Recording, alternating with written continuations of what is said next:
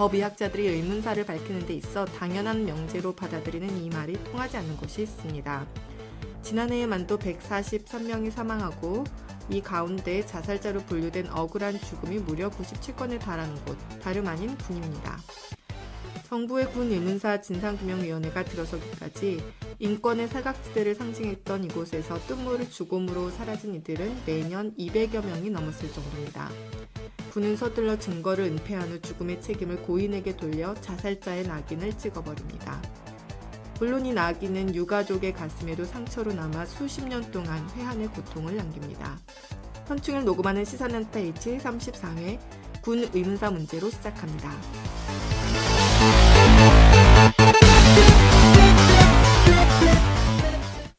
안녕하세요. 시사난타 H를 진행하는 한국일보 산업부 최진주입니다. 오늘은 함께 진행하는 사회부 김지은 기자가 휴가를 가서 이 방송에 연출 책임 맡고 있는 디지털뉴스부 양홍주 기자와 함께 진행하겠습니다. 안녕하세요. 양홍주입니다.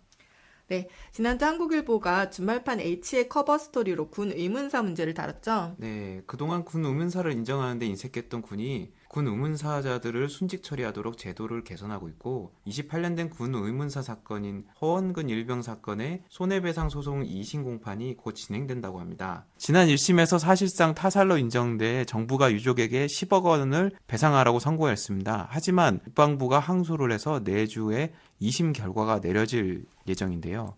오늘은 국방부를 출입하고 있는 사회부 이완구 기자와 인권운동가 고상만 씨를 모시고 군 의문사 풀리지 않은 진실에 대해 이야기 나눠보겠습니다. 고상만 씨는 대통령 소속 의문사 진상규명위원회와 천주교 인권위원회 등에서 일을 했고 김은중이 사건을 추적한 그날 공동경비구역에서는 무슨 일이 있었나라는 책을 펴낸 분인데요. 안녕하세요. 예, 안녕하세요. 안녕하세요. 네, 군대에서 사망 사건이 매년 얼마나 일어나고 있는지 또 이 영내 사망 사건 가운데 의문사로 분류되는 경우는 어느 정도인지 궁금한데요. 일단 작년 기준으로 따지면 한 150명 정도가 돌아가시는데 군대 여러 가지 사고로 자살이 97건이라고 그 이전에는 한 200~300건 정도가 자살자가 있었고요. 그건 뭐 90년대 이전 200명, 300명, 400만 선이 있었고 그 정도 있었는데 네. 지금 많이 줄긴 줄었지만 그 사망자 수가 줄었지만 자살자 수는 계속 유지되고 있어요. 근데 그 대부분이 이제 물론 과거에 비하면 많이 달라졌지만 많은 유가족들이 퍼센테이지로 따질 수는 없지만 자살에 대해서는 이제 많이 하지 않는 다른 이유에서 돌아가셨다고 유족들이 많이 제기를 하시죠. 2006년도하고 2009년도 군 의문사위원회 의문세대 진상 접수를 받았을 때 580건 정도 된 걸로 알고 있는데 2006년까지 그 이전부터 따져가지고 한 600건 정도가 의문사라고 주장하셨고 2006년 이후에 접수된 걸로 따지더라도 자살자가 그 군에서 통계로 한 300~400명 정도 된다 그러니까 그중 상당수가 아마 의문사로 생각하고 계신 분이 있을 거라고 생각합니다. 이렇게 군내에서 이제 자살 사건이 발생을 하고 또 그것에 대해서 실제 자살인지 아닌지 의문시 된다 또는 자살 이유가 없다 뭐 이렇게 이의 제기를 유가족들이 할 경우에 군대나 그러니까 국방부나 군에서 어떻게 처리를 하게 되나요? 일단 사망 사건이 나면은 각 군의 이제 헌병대에서 수사를 해가지고 뭐 사망하게 된 원인이랄지 부대 관계자랄지 아니면 여러 가지 고인에 대한 뭐 심리적 상태라든지 이런 걸 분석해서 일단 조사를 하고요. 책임자가 있으면 이제 뭐 기소를 하거나 군 검찰에서 이런 식으로 정리가 되고 그 죽음에 대해서 자살인지 타살인지 아니면 순직 처리할 수 있는지 여부를 판단을 일단 하는 게 1차적인 수사고 네. 그게 유족들이 또 의문을 제기하는 경우도 있고 일단 네. 기본적으로 그런 식으로 정리되고 있습니다.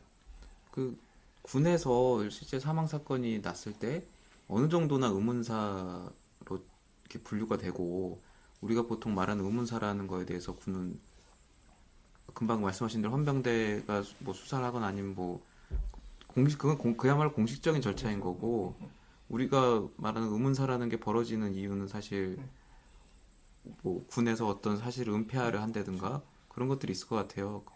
물론 현재 진행하긴 하지만 이제 과거의 사건들 그런 경우가 굉장히 많았는데 제대로 이제 유족들에게 의문사라는 말 그 자체대로 그냥 왜 죽었는지 모른다는 왜를 설명하지 못하는 부분인데 과거의 사건들 대부분이 군에서 명쾌하게 설명하지 못했고 굉장히 예단을 가지고 수사를 했고 미리 그런 경우가 굉장히 많았기 때문에 물론 군에서 반박을 하고 있지만 여러 가지 정황이나 그 우리 의문사위원회 조사했던-거나 봤을 때 그런 부분이 많기 때문에 그거를 과거의 사건 일단 대부분 자살에 대해서는 그 죽음에 대해서 명쾌하게 설명 못했다고 생각하시는 편이고 지금은 이제 자살을 인정하더라도 이제 그 원인에 대해서 좀 따지는 현재 사건 같은 경우는 자살을 일으키게 된 동기는 분명히 군에 있다라는 식으로 좀 요즘 자살 사건 같은 경우는 조금 더 변하게 된 추세입니다. 그 원인 군의 뭐 예를 들어 가혹행위라든지 뭔가 군 내부에 원인이 있는 것을 좀 인정을 하는 추세다라는 말씀이에요. 그래서 과거에 비하면 과거에 상대적으로 비하면. 인정하지만 기본적으로 인정하기를 아니라고 하는 그냥 방향이나 그거는 크게 바뀌지 않았다고 봅니다. 애초에 태도 자체는 네. 그쪽이 아닌 쪽으로 일단 가급적 네. 결론을 내고자 하는 쪽으로 일단은 생각을 하고서는 네, 수사를 네, 네. 한다고 봐야 되겠죠. 국방부는 두 가지가 아니면 자살로 처리를 하고 있습니다. 첫째는 누군가 죽인 살해범이 체포되지 않으면, 두 번째는 누가 죽이는 걸 본 목격자가 없다면, 그러면 목을 맸거나 총을 쐈거나 자살로 처리를 하는 거죠. 그런데 여기서 바로 현격한 입장 차이가 나는데, 국방부는 스스로 자기가 총을 당기고 목을 맸으면 이걸 자살이라고 처리하고 있어요. 그리고 그 자살했다면 원인을 약 50% 가까이를 염세비관, 개인 복무 부적응이나 과정환경, 비관 뭐 이런 걸로 해서 순전히 개인사적인 어떤 이유에 의해서 스스로 목숨을 끊었다. 이렇게 국방부는 발표를 하는 거거든요.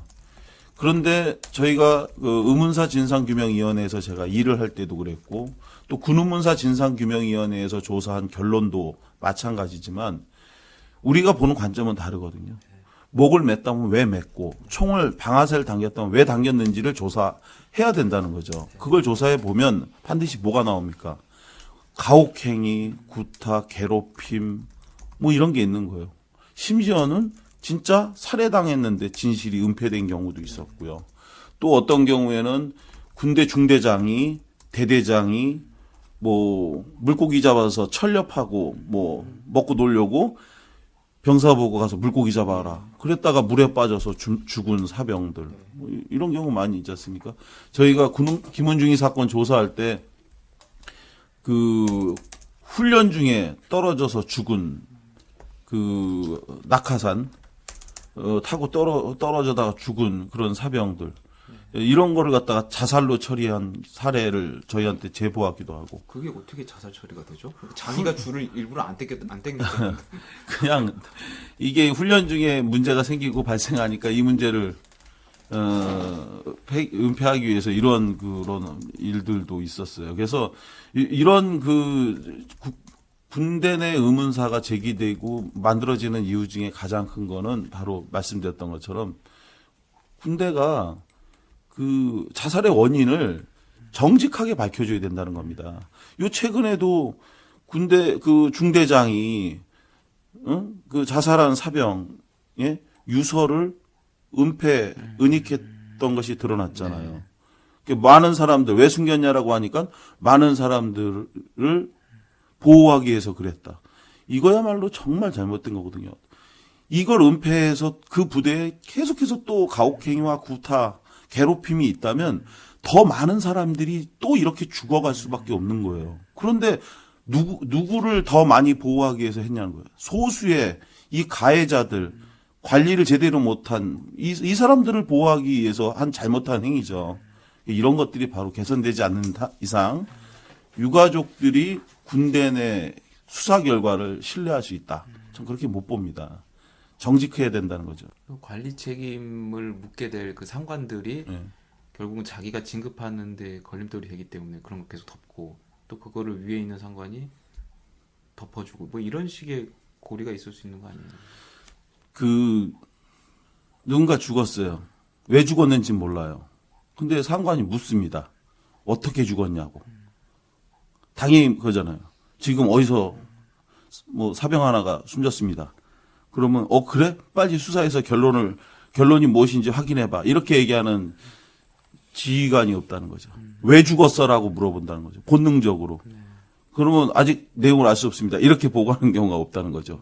자살인 것 같습니다. 네. 그래? 그러면 빨리 처리하고 유족에게 연락해서 시신 인계해. 이런 식이 된다는 거죠. 그러면 그 다음은 뭐가 되느냐?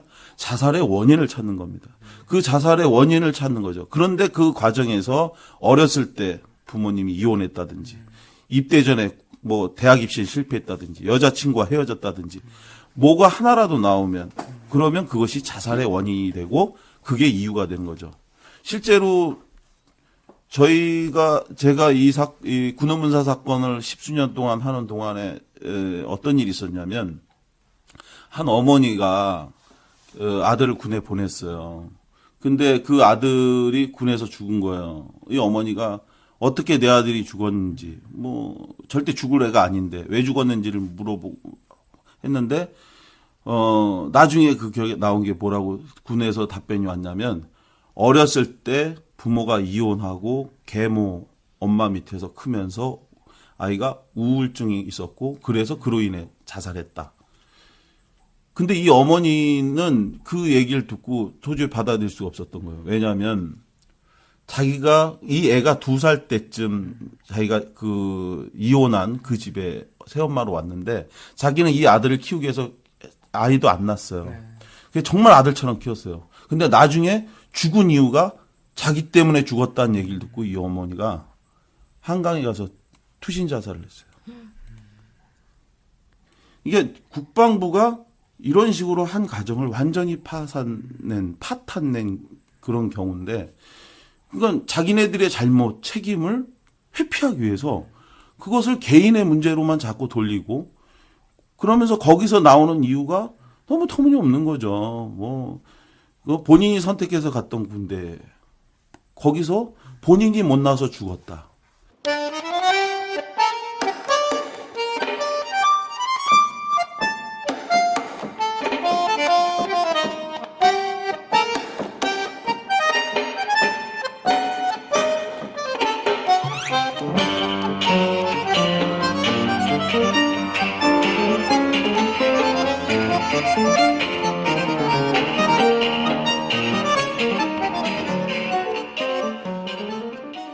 그 고상만 씨께서는 지난 10수년 동안 김원중이 사건에 천착을 하셨고, 많은 부분을 은폐됐던 부분을 이렇게 풀어내는데 도움을 주셨던 분으로 알고 있는데요. 예. 그 김은중이 사건의 어떤 개요라든지 그게 또 지금 현재 아마 이름은 많이 예, 들었지만 예, 예. 잘 모르시는 분들도 있을 것 같아서 간단히 네. 설명을 좀 먼저. 진행 상황을 좀 얘기해 예. 주시면 도움이 지금으로부터 14년 전이죠. 1998년도 2월 24일 날. 그때 이제 그 다음 날이 이제 우리나라 역사 50년 만에 처음으로 네. 정부가 교체되죠. 네. 여야 교체가 돼서 김대중 대통령이 취임하기로 되어 있는 날인데, 네. 그 바로 전날인 98년 2월 24일 날 판문점 2.4.1 집회, 휴전선하고 바로 맞닿아 있는 그곳에서 2.4.1 집회의 3번 벙커 안에서 그 부대 경비대대 소대장인 김은중이가 자신의 오른쪽 관자놀이에 한 발의 총탄을 맞고 숨진 채 발견이 됩니다. 이로써 이제 김은중이 사건, 그러니까 김은중이가 이제 사망한 사건이 발생했는데, 이후에 14년 동안 국방부와 유족 또 인권단체 활동가들과 이 김은중이가 자살을 했느냐 타살당했느냐를 두고 치열한 논쟁을 했는데, 네. 그리고 현재도 해오고 있고요. 근데 그 시작에 불행이 잉태된 것, 왜 그렇다면 이것이 자살이냐 타살이냐로 논쟁이 잉태된 가장 큰 이유는 김은중이가 사망하고 나서 불과 2시간이 안 돼서 시작됩니다. 국방부에서 보도 자료를 배포해요. 네. 김은중이가 사망하고 발견된 2시간 만에요? 네. 김은중이가 사망하고 발견된 지 2시간이 채 못 된 시각에 김은중이가 자살했다라고 보도 자료를 배포합니다. 그런데 문제는 그 2시간도 되지 않은 그 시각은 이 수사단이 아직 사건 현장에 도착하지도 않은 시각입니다. 네. 그러니까 아무것도 수사하지 않은 상태에 국방부가 김은중이가 자살을 했다라고 보도자를 냈고, 따라서 이후에 국방부의 수사는 김은중이가 자살을 한 그런 근거만을 쫓아서 조사를 했고 또 그러한 억지 주장을 해왔다. 그래서 이걸 수용할 수 없는 유족과 또 저희 같은 인권단체, 인권운동가들이 이 사건의 진실을 놓고 싸울 수밖에 없었던 거죠. 그런 것이 지금까지 온 14년 동안의 역사고요. 김은중이 사건을 두고 국방부와 유족이 또 우리가 계속해서 싸우고 있는 핵심적인 그런 자살과 타살이라고 하는 논쟁이 뭐냐.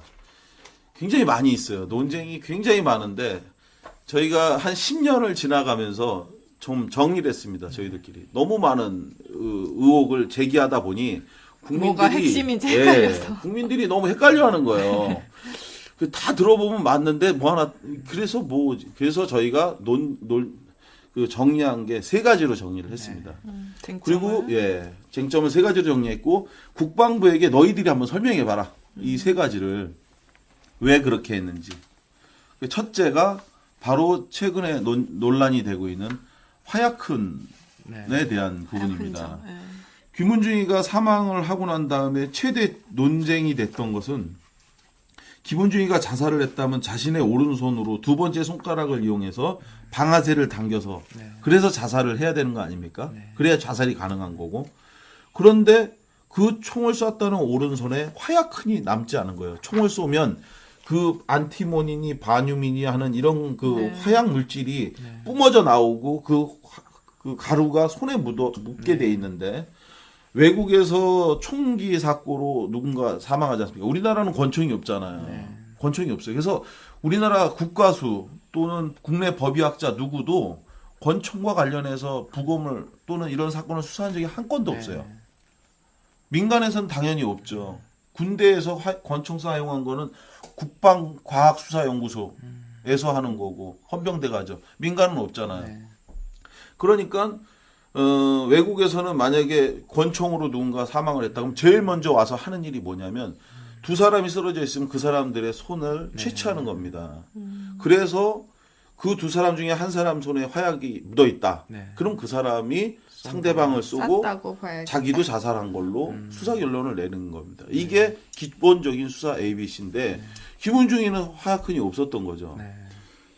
그런데 이렇게 화약흔이 없으니까 국방부가 그동안 주장하기를 뭐라고 주장했냐면 우리랑 같이 그러면 권총을 쏴보고 그리고 화약흔이 나오는지 안 나오는지 확인해 보겠다라고 주장을 했었어요. 99년도에 저하고 같이 하기로 국방부 특조단이 약속을 했어요. 나중에 확인해 보니까 안 했어요. 저랑 같이 안 한 거예요. 약속을 어긴 거예요. 그날 제가 특조단장한테 막 화를 냈어요. 당신 우리하고 같이 하기로 했는데 왜 약속을 안 지켰냐. 무진장 싸우고 화내고 했어요. 그랬더니 이미 자기네끼리 먼저 해버렸다는 거예요. 약속을 위반한 거예요. 그 후에 물어봤어요. 그래서 어떻게 됐냐 그 결과는. 그랬더니 국방부가 하는 답변이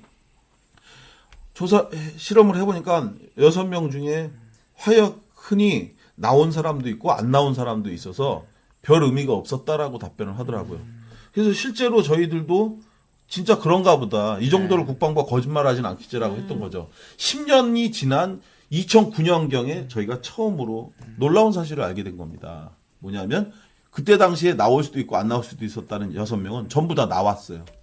그런데 그걸 거짓말했던 거예요. 그 서류를 저희가 어렵게 확인하고 정말 놀랬던 거죠. 그런데 그리고 나니까 국방부가 하는 말이 미국의 통계 자료 하나를 가지고 얘기하면서 우리나라에서 6명을 해서 다 나온 건 사실이지만 약 38%는 권총 화약흔 검사에서 나올 수도 있고 안 나올 수도 있다라고 얘기를 했습니다. 그런데 여기에는 국방부의 비열한 꼼수가 숨어 있는 거죠. 무슨 얘기냐면 이 권총 발사 시험에서 화약흔이 이렇게 할 때는 큰 권총과 작은 권총 그리고 이렇게 뒤를 잡아당겨서 쏘는 베레타 권총과 탄창이 돌아가는 6연발짜리 리벌버 권총 이 권총을 합산해서 통계를 낸 거예요. 그러니까 김은중이 사용한 그 총의 종류를 가지고 해야 되는 건데. 그렇죠. 그래서 뒤로 잡아당겨서 즉 김은중이가 사망한 데 쓴 베레타 9이라고 하는 권총은 세계에서 가장 큰 권총입니다. 화약흔이 그만큼 많이 많이 나와요. 나오겠네요. 그런데 리볼버 탄창이 돌아가는 권총은 작아서 네. 화약흔이 거의 나오질 않아요. 근데 이 두 가지를 합산해서 내니까 38%가 나온 거고 그러면 이 큰 머리를 권총으로 참 하면 잔머리를 많이 쓰. 그렇죠. 그래서 100%가 나올 수밖에 없는 건데 이번에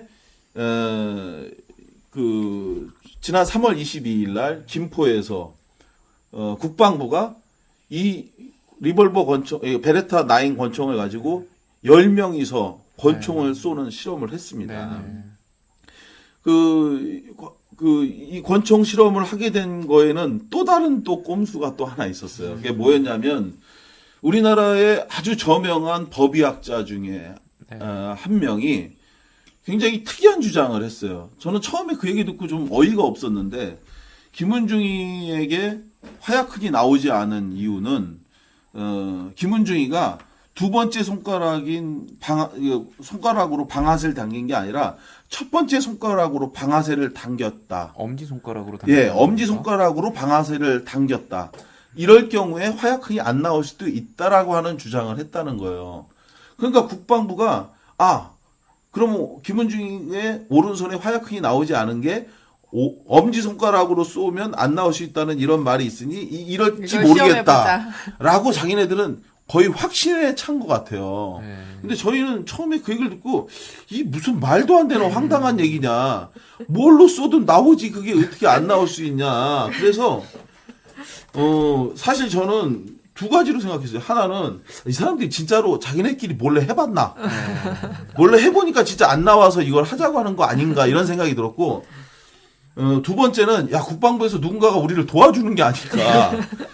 이렇게라도 해서 그냥 이제 사건을 진실을 규명하자. 그랬어요. 그런데 나중에 이제 점점 시간이 지나면서 그 결과가 나온다 했는데 지난 5월에 5월 중순경에 아직 정식 통보는 오지 않았지만 저희가 입수한 확인한 내용에 의하면 10명을 전부 쏴본 결과 전부 다 나온 거죠. 아니 그 화약이 100% 다 뭐 나온 어디 거죠. 무슨 도망가지 않는다면 그래서 너무 그거는 그쵸. 무슨 엄지손가락으로 네. 쏘아보기도 했나요? 그러면 그 10명. 엄지손가락 뒤에서 강한 바람이 불고 있을 때는 화약이 앞으로 날아가서 손에 안 맞았을 때. 그게 아내가 사고 현장이 들판이면 모르겠는데 벙커 아니에요. 아니에요. 고요한 벙커 아니란 말이죠.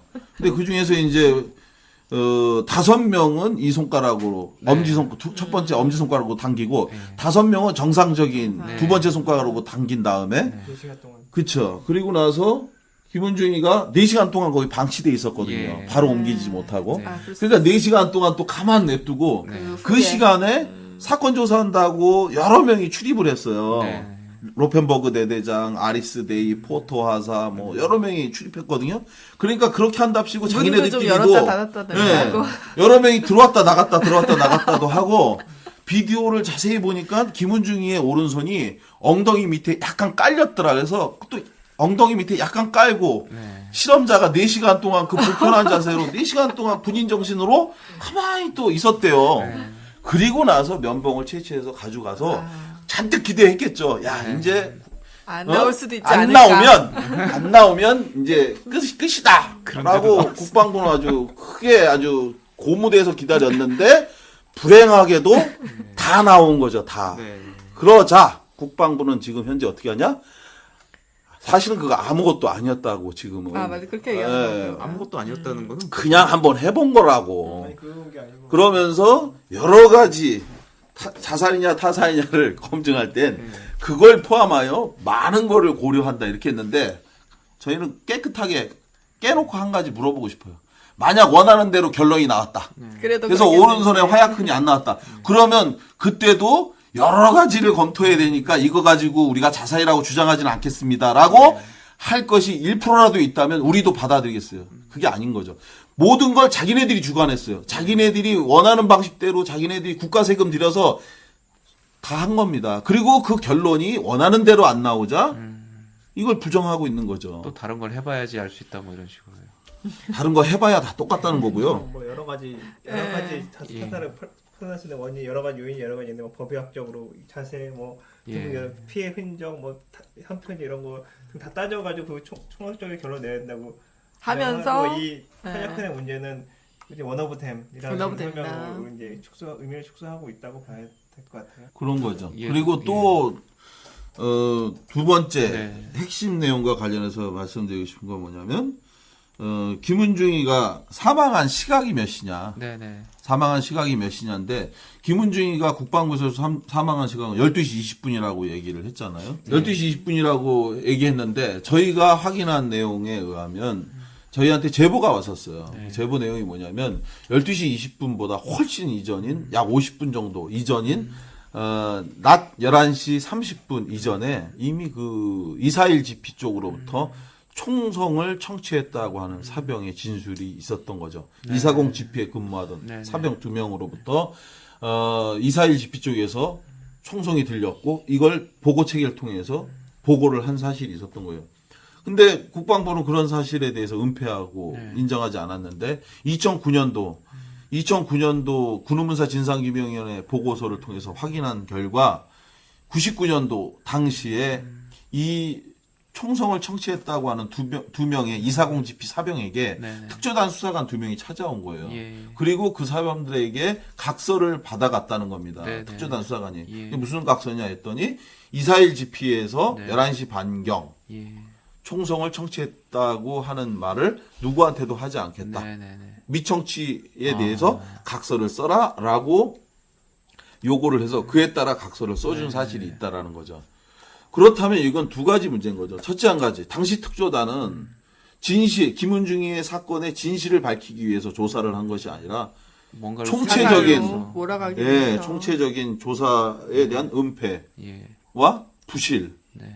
이런 조작, 이런 것들에 대한 문제가 있는 거고, 두 번째는 김은중이가 사망한 이후에 당시 소대원들, 당시 그 241 GP 내에 있었던 사람들의 알리바이를 조사를 했는데, 이 사람들의 조사는 12시 20분 이후서부터를 조사한 거죠. 네.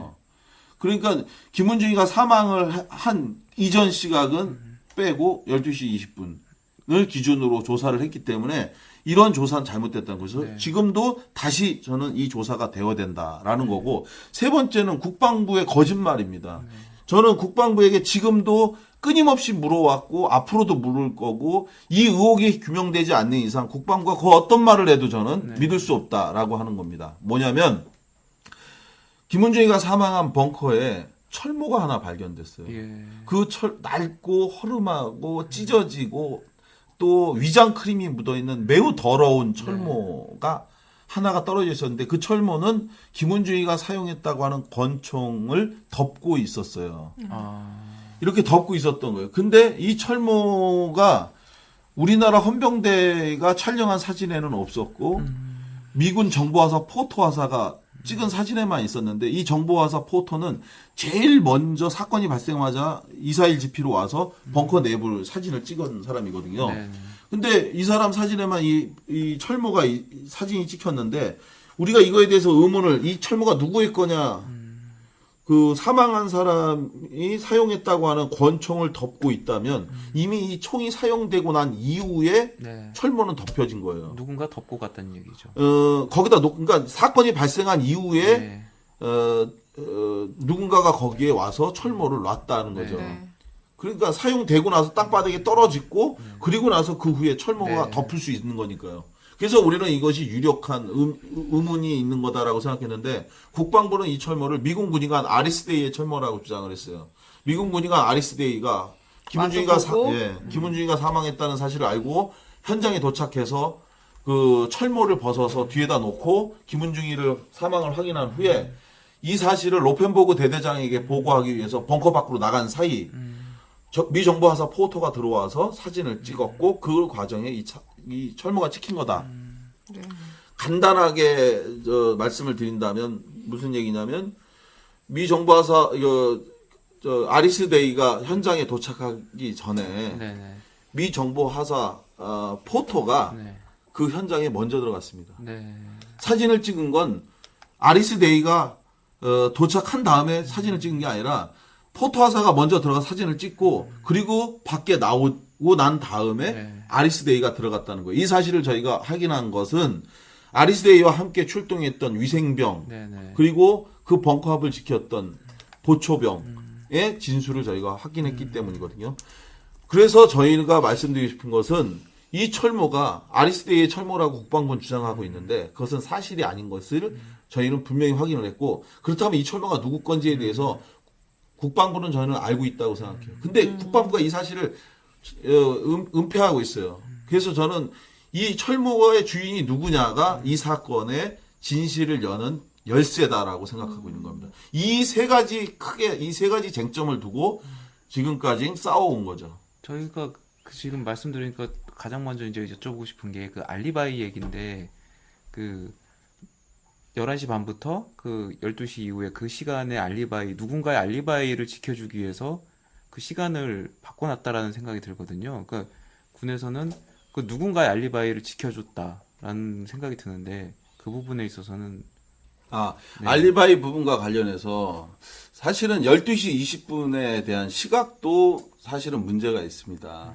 그러니까 무슨 얘기냐면, 군 당국도 인정을 했어요.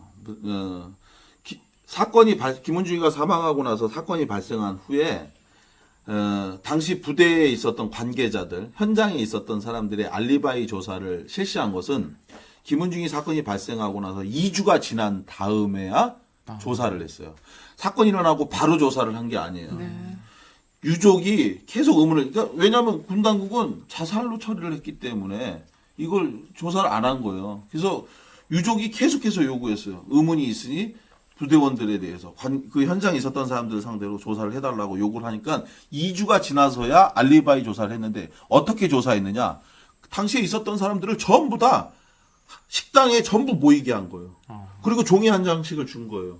그리고 나서 당일날 여러분의 행적을 쓰라고 한 거예요. 그랬더니 당시에 소대원들이 2주도 지났고 또 군복무를 하면서 시계를 거의 안 본다는 거예요. 네. 맨날 일상적인 생활이니까. 그래서 사람들이 그때가 몇 시였는지를 아무도 기억하지 헷갈리죠. 못하고 네. 모른다고 하니까 그때 당시에 그 소대의 부소대장이 내가 그때 시간을 봤는데 12시 20분이었다. 라고 말을 합니다. 그게 이제 기록에 나와 공식적인 있는 기록에서 나오는데. 그래서 그 시간을 기준으로 이후에 12시 20분에 행적대로 조사가 된 거죠. 그러니까 이 조사가 총체적으로 처음부터 엉터리로 돼 있고 제대로 된 조사가 아니었고 그러다 보니까 이후에 이제 김은중이 유족이 국방부 특조단을 상대로 국방부를 상대로 이제 그 민사 소송을 제기해요. 네. 군이 엉터리로 수사를 해서 김은중이 사건에 대한 실체적 진실을 알 수 없도록 했으니 이에 대한 피해 배상을 해달라고 소송을 냈고 대법원까지 가서 대법원에서도 그 부분을 인정을 해요. 정부, 그러니까 국방부가 수사를 잘못해서 이 잘못해서 사건의 실체적 진실을 실체를 알 수 없게 했다. 그래서 그런 부분에 대한 유족의 배상 책임을 인정했죠. 그래서 굉장히 이 김은중이 사건이 14년 동안 온 것은 국방부는 유족과 일부 인권단체 등이 억지를 부리고 때를 써서 사건은 자살인데도 불구하고 이렇게 됐다라고 주장을 하고 있는데 정말 이 내용을 제대로 살펴본다면 국방부는 정말 그렇게 얘기할 수 없습니다. 이 모든 원인의 출발, 수사관이 현장에 도착하지도 않은 시각에 자살로 보도자료를 냈고 이후에 수사 진행 절차 과정에서 김은중이가 자신에게 지급된 권총을 이용하여 스스로 관자놀이에 한 발을 쐈다. 스스로 자신에게 지급된 권총이 아니었습니다.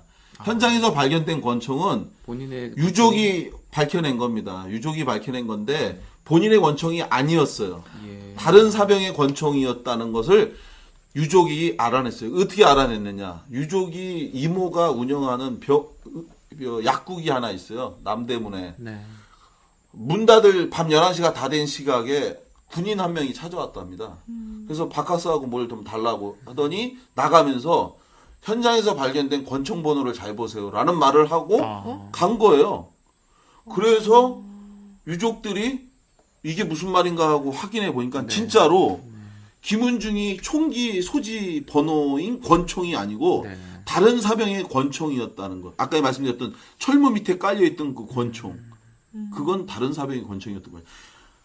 그래서 저희가 이 사실에 대해서 당시 그 군수사관에게 물어보니까 이 사람이 말을 못하는 거예요. 그 총기 번호 확인했냐라고 물어봤더니 왜 그러냐. 그 총기 번호가 김은중이께 맞냐. 무슨 당연히 맞겠지. 그리고 확인해 보니까 아닌 거죠. 한동안 말이 없다가 그 수사관이 하는 말이 뭐라고 했냐? 충격적입니다. 저희는 당연하니 맞는 줄 알았는데 이런 식으로 수사를 한 거예요. 아니 그러면 그 속 총기의 터져. 주인이 누군지는 알 수 있지 않습니까? 그 총기를 이후에 이제 확인해 보니까 네. 다른 사병의 권총이었던 거예요. 그래서 어떻게 이게 이렇게 됐냐라고 얘기를 하니까 하는 말이 김은중의 총이 고장이 나서 네. 그래서 그날 임시로 그 권총을 빌려왔다. 그게 말이 되나요? 말이 안 되죠. 불가능한 얘기예요. 네. 총기를 수부라고 대장하는데 그 거기에 있는 사인도 김은중의 사인이 아니었고 네. 그랬더니 이것도 다 된다는 거예요. 거기선 다 된다. 그러니까 이게 거기는 도대체 사건 좀- 자체가 아니 불가능한 왜 거예요. 군에서 제가 안 가는 데를 가진 않았지만 철뭐 특히 총기 예. 탄약 이런 거 관리할 때 되게 철저하게 해야 되잖아요. 뭐 없으면은 당연한 진짜 얘기고요. 큰일 나기 때문에 뭐 어디서 훔쳐와서라도 갖다 껴놓고 막 당연한 얘기고 특히 거기는 미군이 관할하는 지역이에요. 예. 미군이 관할하는 부대이기 때문에 그렇죠. 불가능한 얘기다. 있을 수 없다. 어떻게 다른 사람이 사인을 하고 그 권총을 들어오고 그리고 또 저희가 알고 있는 확인한 바에 의하면 김은중의 권총은 이미 그때 다 수리가 된 걸로 저희가 또 얘기를 네. 듣고 있는데 광범위한 군사보호, 군사기밀 뭐 이걸로 해서 그걸 안 본인들이 가르치니까. 말도 안 되는 주장을 하면서도 저희가 접근을 하기 어렵죠. 그러니 저희가 이 정도를 밝혀내는 14년 동안의 유족과 저희들의 싸움이 얼마나 고통스럽고 힘들었겠습니까. 그러니까 다른 분들이 이제 야, 뭐 장군의 아들도 저런데 일반 사람들은 어떻겠냐 이런 얘기하는데 예. 정말 장군의 아들이기 때문에 저희가 이만큼까지 싸울 수 있었던 거라는 거죠. 그쵸. 장군 또 그 아버지께서 되게 또 열심히 또 협조를 하셨죠. 실제로 처음부터 뭐 찾아가서 밝혀달라 이렇게 얘기도 하셨었던 분이. 아, 김은중이 아버님이요? 예. 김은중이 아버님이 98년도 5월 달에 그러니까 진짜 만 14년 전에 네. 김은중이 아버지가 이제 천주교 인권위로 찾아오셔서 이제 저하고 처음 만났고 김은중이 아버지 간단히 말씀드리면 참 14년 동안에 오늘도 이제 아버님이 전화가 오고 했는데 네. 와서 이제 말씀도 나누고 이렇게 했는데 처음에 아버님이 어땠냐면요. 오셔서 진짜 장군이었어요. 그때 막 전역한 지 불과 11월에 전역하고 약 6개월, 반년밖에 안 지났을 때예요. 이 아버지가 오셔서 자기가 이 억울하게 아들을 잃었지만 자기 말이 상식적으로 말이 안 되면 안 도와줘도 된다. 그런데 만약에 이게 말이 안 된다면 도와주셔라. 말씀 들어보니까 저희가 볼 때 굉장히 검증해야 될 내용이 많은 거예요. 잘못된 게 많고. 그래서 저희가 당시에 이거는 많은 사람들이 알아야 도움이 되고 힘이 되니 MBC의 PD 수첩을 나갑시다. 보도를 내보내자라고 저희가 제안을 했어요. 그랬더니 이 아버님이 그걸 거부하시는 거예요. 절대 안 된다는 거예요. 그래서 보통 많은 사람들은 그렇지 않거든요. 그렇죠. 저희한테 온 네. 분들은 오히려 막 뭐 방송에 나가고 뭐 이렇게 하는 걸 원했는데 이 아버지는 그거 거부하시는 거예요. 그래서 왜 그러시냐고 했더니 이 아버님이 군을 정말 사랑하시는 거죠. 뭐냐면 지금 이 방송이 이렇게 해서 나가게 되면 아주 소수의 잘못된 군인들로 인해서 벌어진 일인데 일반 사람들이 보면 아, 이 군이 정말 다 잘못됐구나 이렇게 생각하지 않겠냐. 그러니까 도와주시되 국민들이 모르게 좀 조용히. 그래서 이게 잘 해결될 수 있게 좀 도와주셔라 라고 말씀을 하시는 거예요. 근데 저희가 볼 때는 참 말씀이 안 되는 주옥같이 아름다운 말씀이긴 하나 그거는 정말 잘 모르시는 말씀이다라고 생각을 했던 건데 지금 14년이 지난 오늘 어떻게 되시냐. 국방부에 대한 정말 배신감과 분노가 굉장히 크신 거예요. 평생을 갖다가 예. 나라를 위해서 예. 공부를 하셨는데. 그렇죠. 예. 본인이 36년, 예. 36년 군복무했고 아들 6년, 42년을 부자가 국가를 위해 충성을 다한 거고 월남전에 가서 정말 총알 빗발치는 상황에서 자기 진짜 국가의 명령에 따라 자기는 생명을 걸고 싸웠는데 그리고 나서 국가가 이렇게 나한테 할 수 있냐. 그래서 아버님 말씀하시는 게 지금은 14년 지났는데 뭐가 달라졌냐면 분노와 증오심으로 국방부를 대한 게 아니라 이런 말씀 하시더라고요. 현 국방부 장관도 군대 사랑할 거다. 나도 군대를 사랑한다. 그렇다면 우리가 정말 제대로 된 군대를 만들어야 된다. 은폐되고 조작된 이런 걸로 국민에게 제 자식을 내놓으라고 요구하는 것은 안 된다. 진짜 강군을 만들려면 국민 속에 사랑받고 신뢰받는 그래서 군대에 자식을 보냈는데 돌아오지 못하는 아들들을 이렇게 방치하고 보호하지 못하는 국방부는 안 된다. 그래서 내 아들 훈이만을 위해서 싸우는 게 아니라 내 아들 훈이 순직 처리 안 돼도 좋다. 국립묘지 못 가도 좋다. 더 이상 국방부에다가 애고를 하면서 내 자식을만을 위해서 순직 처리 요구하지 않겠다. 끝까지 싸우겠다. 14년 동안 싸워왔다. 또 14년 싸우겠다. 그렇게 해서라도 내 훈이만이 아니라 돌아오지 못한 모든 아들들을 위해서 내가 싸우겠다. 지금 이렇게 말씀하고 계세요. 네. 그래서 지금 그러면 대법원 판결이 나고 그럼 그 다음 진행 상황이 이렇게 대법원 판결 나고 국방부에서 그 대법원에서 일부가 인정이 됐죠. 네. 그리고 나서 또 다시 이슈로 다시 가졌. 또 국민권익위원회 아. 그리고 또 국가인권위원회 뭐 또 여기 여러 뭐 하여간 돌아오지 않은 국방부 장관에게 또 보내고 뭐 계속 하고 있죠. 의문사 진상위원회에서 권익위에서 그렇죠. 있었고 지금 또 진작에서 할 수 있는 모든 국방부에서도 조사하고 있고 권익위에서 조사하고 있고 결과 이제 얼마 안 했으면은 결과가 나오나요? 나올 거예요. 네. 저희가 알기로는 그 국방부의 결론은 정해져 있고.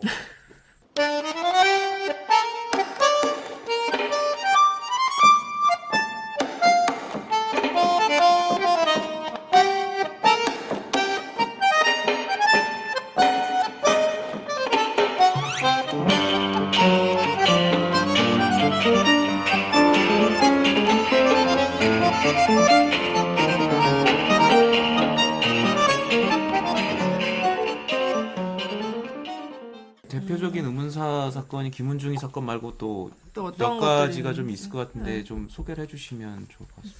허은근 사건은 제가 그 2000년도에 그 대통령 소속 의문사 진상규명위원회에서 제가 군사건 담당하는 조사 3과에서 근무를 했었는데요. 네. 당시 저희 조사 3과에서 허은근 사건 조사를 했었습니다. 네, 네. 그래서 당시 저희가 조사 결과 발표한 내용에 의하면 이제 허은근 일병은 당시에 그 부대 내에서 그 살해당했다, 타살됐다라고 하는 조사 결론을 공식적으로 저희가 발표를 했죠. 그래서 당시에 그 부대에 근무했던 그 사병의 양심 선언 진술을 통해서 새벽에 내무반에서 그 싸움이 있었고 네. 그 싸움 과정 중에서 그 총을 들고 위협을 하던 그 선임자가 네. 총을 격발을 해서 그 들고 이제 위협을 하니까 이것을 저지하기 위해서 손을 뭐 이렇게, 막으려고 예, 하는 총을 이렇게 거지. 잡고 이러는 상황에 이제 격발이 돼서 그 내무반에서 사망했고 그래서 그 새벽에 이제 그 내무반의 피가 굉장히 홍곤했었다. 네. 그랬는데 이제 그 다음 날 이제 그 새벽에 피를 다 닦아내고 치운 다음에 그리고 나서 장소를 위치를 옮겨서 거기서 이제 다시 확인 사살이 됐다. 이 네. 사건이 1984년에 예. 벌어진 그쵸. 일이죠. 그래가지고 해서 당시 사건 현장에서 의문이 제기됐던 게 몇 가지가 있었는데 첫째 한 가지는 뭐냐면 총이 이제 3발이 맞았잖아요. 가슴에 2발, 예. 머리에 1발. 그래서 양쪽 가슴에 1발씩, 예. 머리에 1발씩. 그래서 당시 나온 게 그 뭐 자살하려고 한 발을 쐈는데 네. 안 죽으니까 다시 또 한 발을 쏘고 그래도 안 죽자 다시 한 발을 쏘고 아 이제 죽나 보다 하고 총을 바로 옆에 있는 탄약 박스 위에다 탄약 거의 박스 올려. 위에 그 M16 소총이 가지런히 올라가 있고 이렇게 쓰러져 죽어 있는 거예요. 그래서 이게 말이 되느냐. 그 한 발을 쏘면 사실 기절한다는 거예요, 사람이. 그렇죠. 살든 죽든 빵 쏘는 순간 기절한다는 거예요. 그런데 스스로 한 발이 아니라 아니면 다연발로 드르륵 하고 이렇게 나가는 것도 아니고 한 발씩 쏘고 다시 쏘고 다시 쏘고 그리고 나서 탄창에다가 총 올려놓고 그러고 죽었다. 이게 말이 안 되는 얘기였고 두 번째는 그렇게 총을 3발이나 맞았는데 현장에 피가 거의 없는 거예요. 거의 콩건하게 피가 젖어 있어야 되는데 피가 그냥 몇 점 떨어져 있는 정도 수준. 그러니까 이건 그 아버지께서 도저히 수용할 수 없고 이 허원근 일병의 아버지께서 사실 우리나라 군원문사의 이 진실을 밝히는 데 있어서 네. 정말 혁혁한 고통의 네. 그 공을 세우신 분입니다. 네. 이 허은건 아버지가 고향이 전남 진도시인데 예. 거기서 서울에 올라와서 정말 길거리에서 잠을 잔 게 몇 년. 네.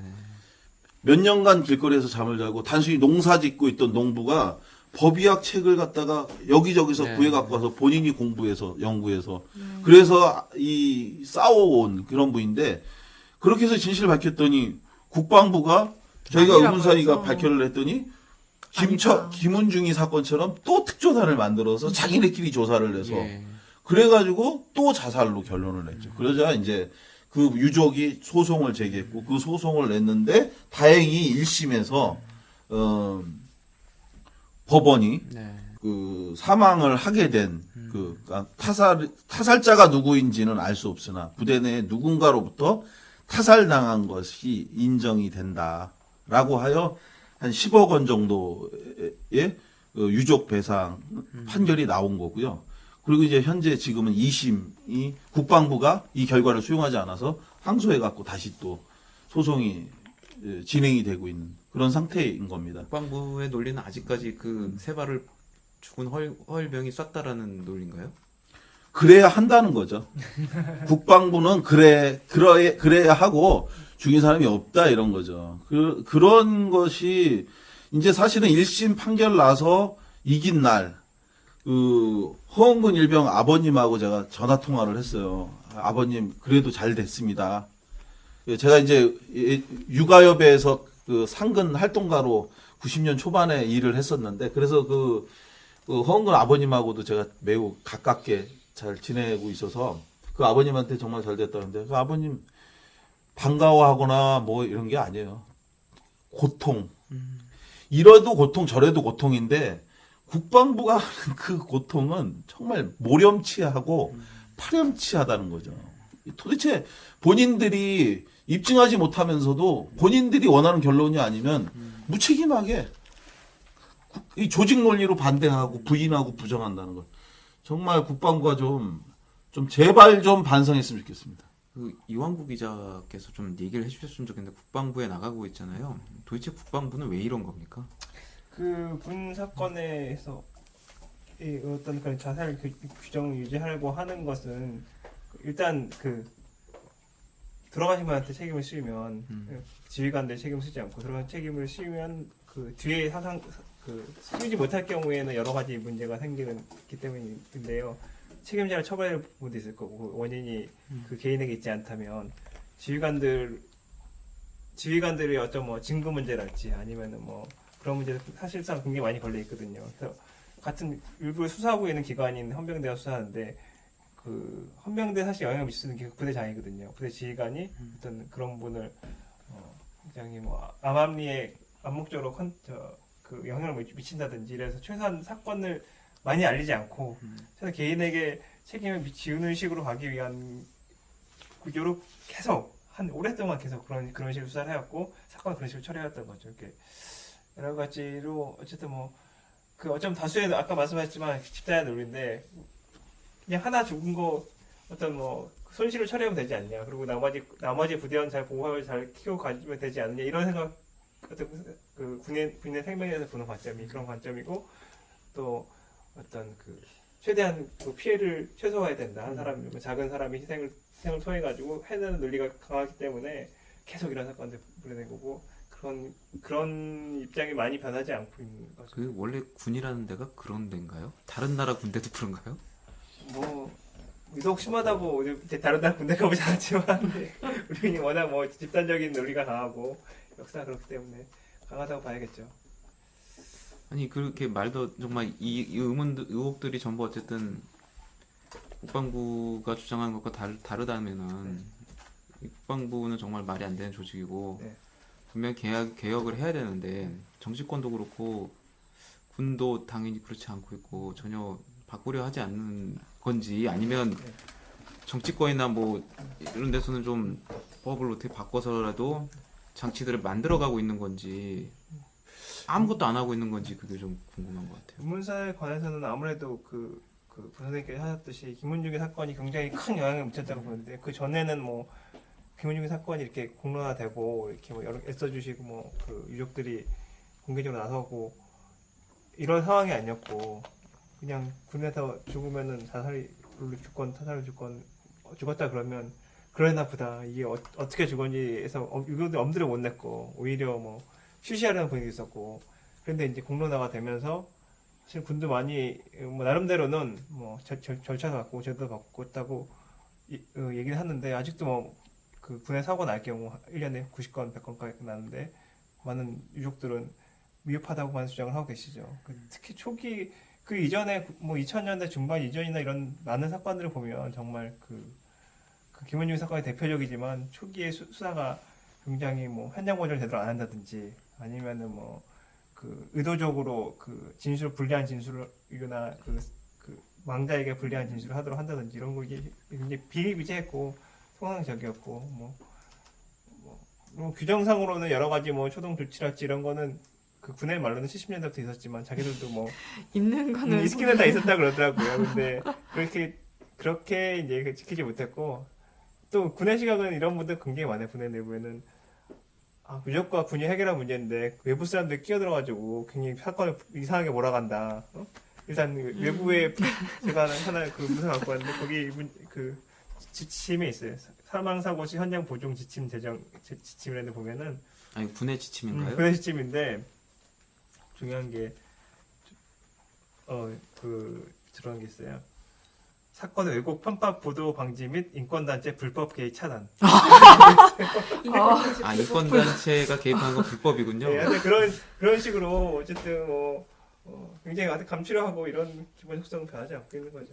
어쨌든 그게 정말 그러니까 결국은 나라를 지키기 위해서 그렇게 어떻게 보면 강제로 징병을 하고 있잖아요. 징병제를 채택하고 있고 원하지 않는데도 가서 복무를 하고 나라를 지키는데 그런 사람들에 대해서 뭐 그런 죽음을 갖다가 존중하지 그러니까 굉장히 제대로 하다못해 억울한 죽음을 당했다면 그거를 제대로 밝혀주기라도 해야지 되는 건데 어떻게 보면 자기들의 어떤 그런 책임 회피 뭐 이런 걸 위해서 그렇게 감추고 은폐하고 이런 사람 이러면서 어떻게 자식들을 아들들을 군대 보내라고 얘기를 할 수 있는지 그거는 정말 앞뒤가 안 맞는 행동인 것 같아요. 어떻게 보면 왜 뭐 미군 뭐 이렇게 보면 뭐 그 유해나 시신 같은 걸 외국에서 이렇게 계속 이렇게 끝까지 어떻게 그렇죠. 찾아오고 무슨 어떤 대가를 치르더라도 가져오고 네. 이렇게 함으로써 엄숙하게 또 그 장례도 치러주고 이렇게 함으로써 사실 그들의 어떤 나라를 지키는 사람들에 대한 어떤 존중 이런 거를 갖다가 하고 있잖아요. 그렇게는 하지 못할 망정 어떻게 죽었는지조차 알 수 없도록 해버린다라는 거는 정말 그럼 누가 자녀들을 이렇게 정말 나라를 지키는 일이 숭고한 일이니까 군대에 가서 우리 나라를 지키렴 이렇게 얘기를 할 수 있겠어요. 누구도 그렇게 얘기할 수 없겠죠. 녹음하는 오늘이 6월 6일 현충일이고 또 호국 보훈의 달 6월인데 과연 이 호국의 그 기본이 될 수 있는 군에 대한 믿음 지켜지고 있는 건지 정말 다시 한번 생각해 볼 수밖에 없는 사건들인 것 같아요. 그 두 건은 사실 상당히 오래전 사건인데요. 최근에 지금 좀 뭐 최근의 바로- 사건보다도요. 예. 그 제가 이제 꼭 얘기하고 싶은 예. 사건이 하나 아, 있는데 김은중이 사건이 굉장히 의미가 있는 것은 김은중이 사건이 발생한 것을 기준으로 그 이전과 이후 네. 가 매우 큰 의미가 있어요. 김은중이 사건이 발생하기 이전인 98년 2월 24일 이전까지는 군에서 사망 사고가 발생하면 그러면 김은중이 때까지는 그렇게 한 겁니다. 바로 현장을 청소했어요. 모든 걸 깨끗하게 치웠어요. 그리고 시신을 깨끗하게 씻어놨어요. 네.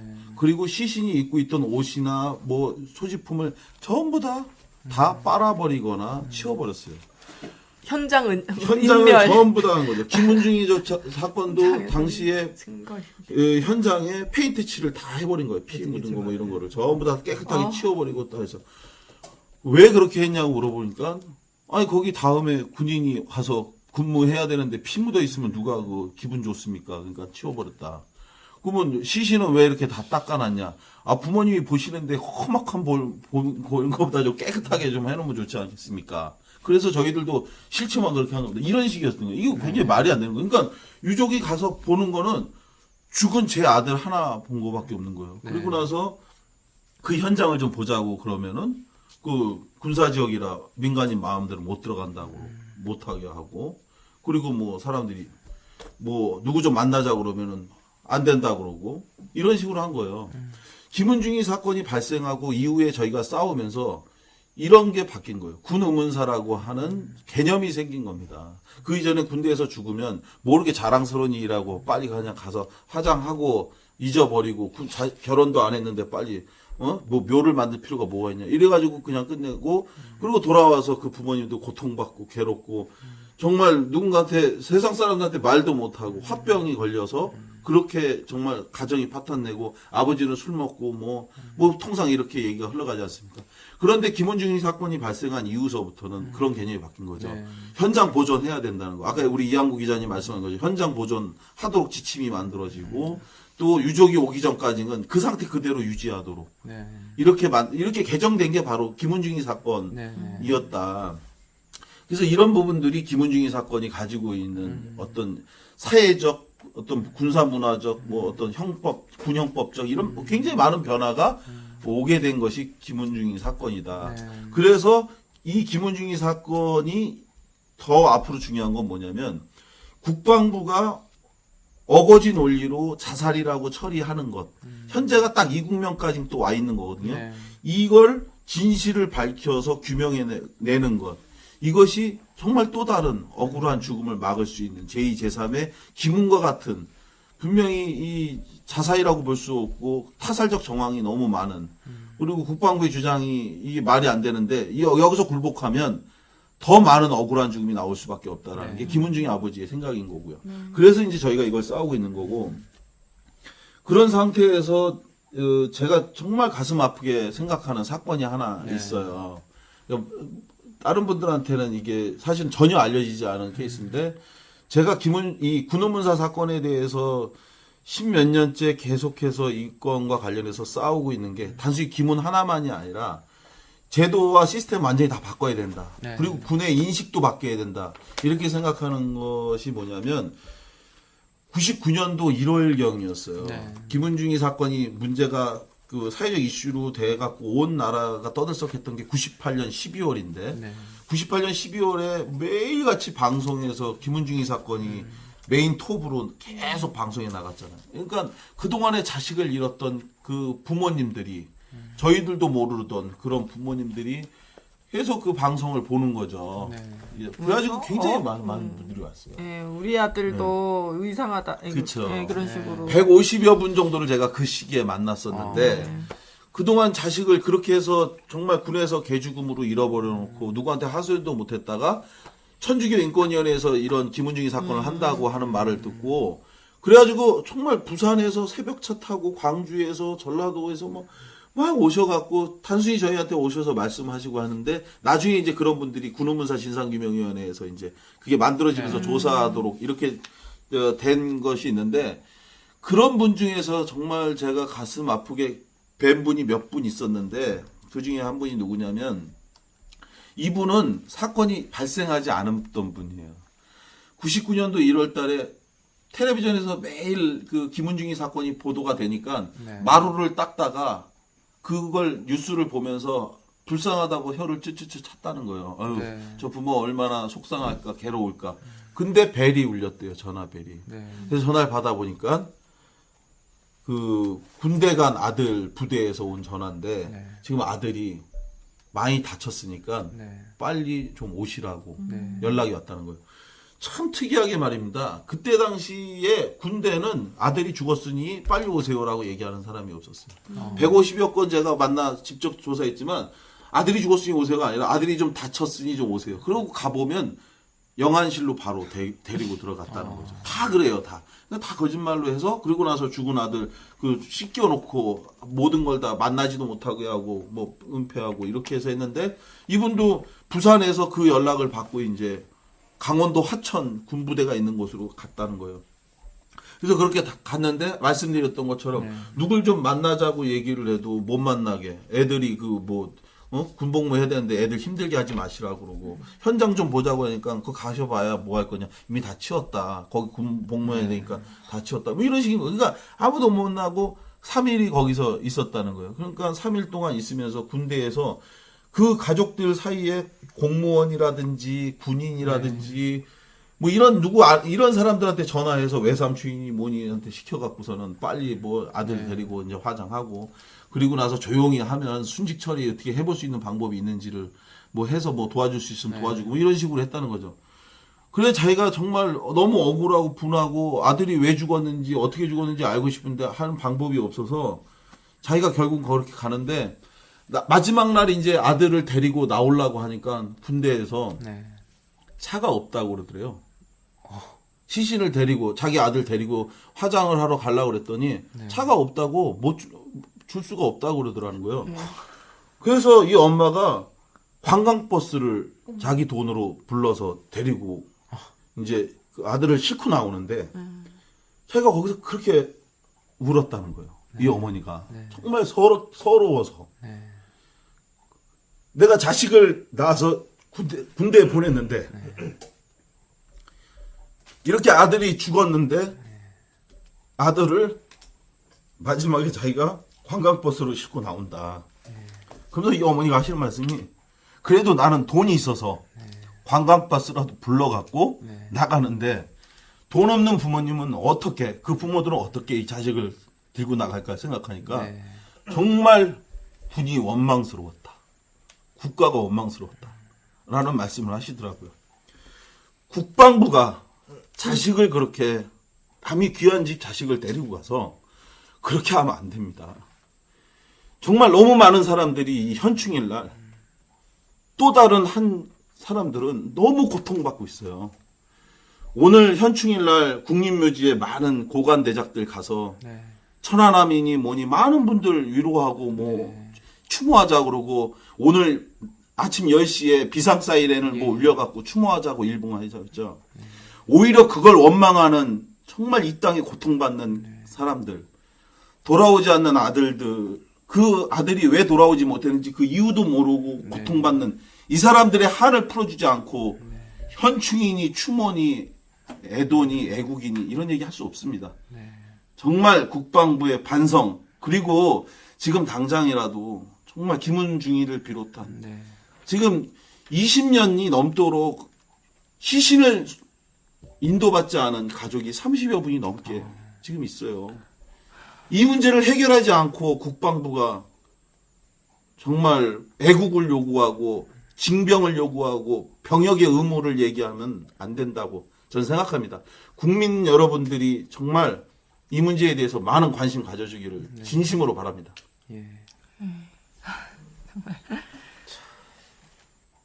하여튼 뭐 많이 계속 지켜보고 관심 있게 뭐 국방부가 자기들 입장을 많이 바꿨다 그러는데 일단 이런 부분은 참 관심을 갖기가 어렵거든요. 우리가 군 문제에 관심이 있다고 하더라도 국방부 제가 출입을 하지만 국방부 출입하는 분 중에서 관심 있는 분이 굉장히 극소수고 그렇죠. 뭐, 뭐 이게 뭐 이런 말씀도 하겠지만 뭐 이렇게 딱 봐가지고 밟거나 이런 부분도 아니고 그렇기 때문에 굉장히 다 꺼리고 그러는데 그렇게 이제 언론이나 아니면 외부의 관심이 사가될수록 뭐 이런 문제는 해결이 안 될 거고 계속 군의 관행은 유지될 거고 그런 생각을 많이 하고 꾸준히 관심을 갖고 뭐 제도적인 면도 그렇고 그래서 될 것 같아요. 그래서 또 하나 중요한 건 유족들 저도 이제 훨씬 많이 만나요. 저도 이제 취재하면서 뵀는데 제가 이제 한번 통화를 드리면 이분들은 보통 저는 1시간, 2시간 거의 그렇게 하시겠죠. 아까 화병 얘기를 네. 하셨지만 그런 부터 때문에 자기가 하고 싶은 얘기가 너무 많은 거예요. 어째 누구를 만나면은. 그러니까는 그런 이남부에는 이제 군에서도 그런 얘기 하긴 하던데 어떤 유족들에 대한 어떤 그 심리적으로 케어할 수 있는 시스템 같은 거 네. 그런 어떤 부분들 상담이라든지. 군이 일단 네. 그분들의 말씀을 많이 들어야 될 것 같아요. 뭐 네. 여러 가지로 근데 어쨌든 뭐 그거를 원인조차 밝히는 거를 꺼려하는 그게 입장에서 무슨 상담이게 무슨 그러니까 일단 기본은 이제 기본 이제 진상을 정확하게 진상 규명하는 게 규명하고 이런 이유로 이렇게 했습니다. 돌아가셨습니다. 정말 우리 나라를 위해서 왔는데 이렇게 안타깝게 돼서 정말로 우리 국가 입장에서 사과드립니다. 이렇게 유족들한테 얘기를 한 다음에 그 다음에 그런 그렇죠. 여러 가지 얘기들을 그렇죠. 할 수 있을 것 같아요. 그러니까요. 이런 얘기 하지 않습니까? 국방부가 그 사병이 자살을 했다.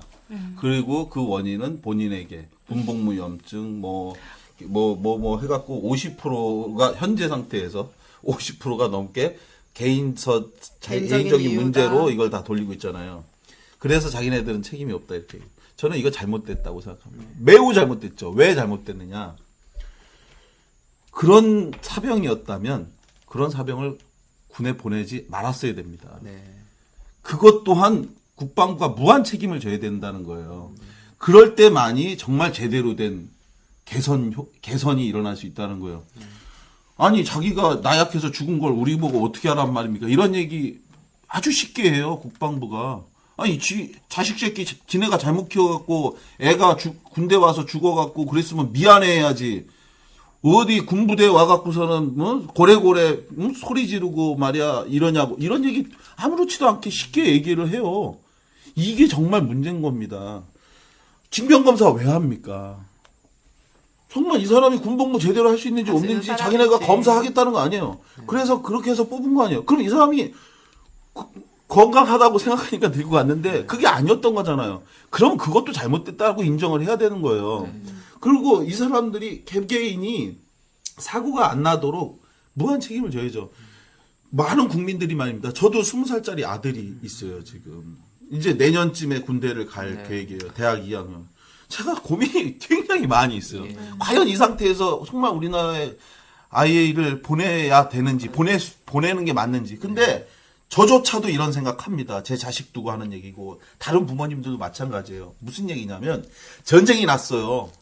그 전쟁이 어쨌건 간에 국가의 명령에 따라 우리 조국을 지키기 위해서 싸우는 거라면 그런 과정에서 죽었다면 누구도 원망하는 사람 없습니다.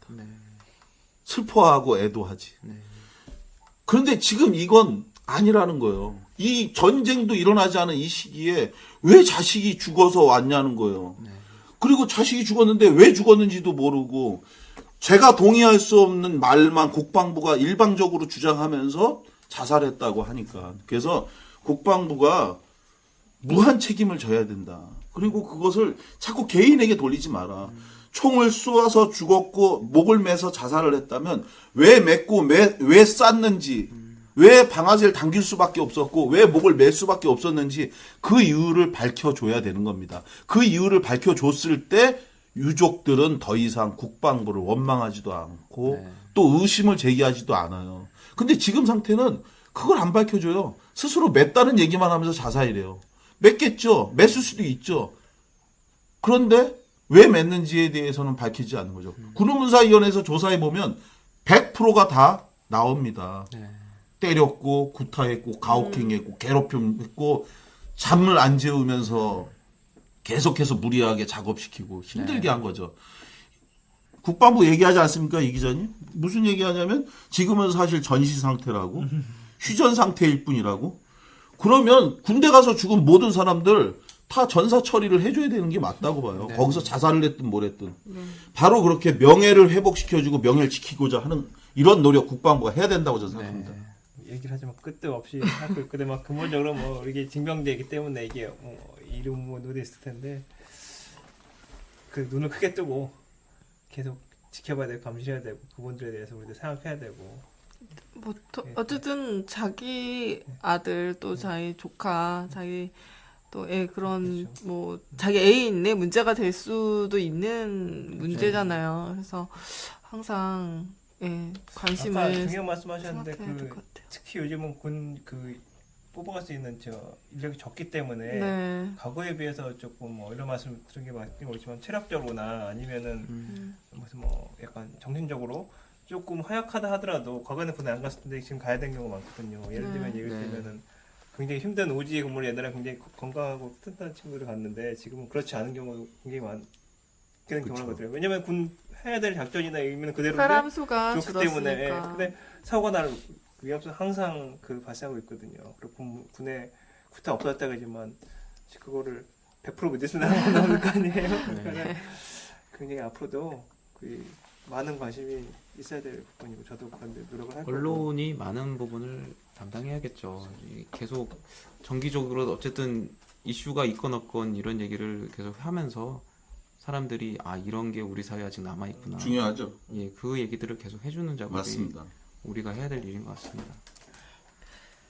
오늘 현충일에 매우 의미 있는 이야기를 했던 것 같은데요. 이 군 의문사 평소에는 많은 관심을 이렇게 갖고 있지 않은 언론이 그런 많은 관심을 보이지 않고 있지만 그래도 오늘이라도 이렇게 네. 저희가 좀 자세하게 얘기를 나눠봤고 또 이 청취자분들도 많이 관심을 가져주셨으면 하는 바람입니다. 오늘 나와주신 고상만 씨, 이완구 기자 감사드립니다. 예, 예, 감사합니다. 고맙습니다.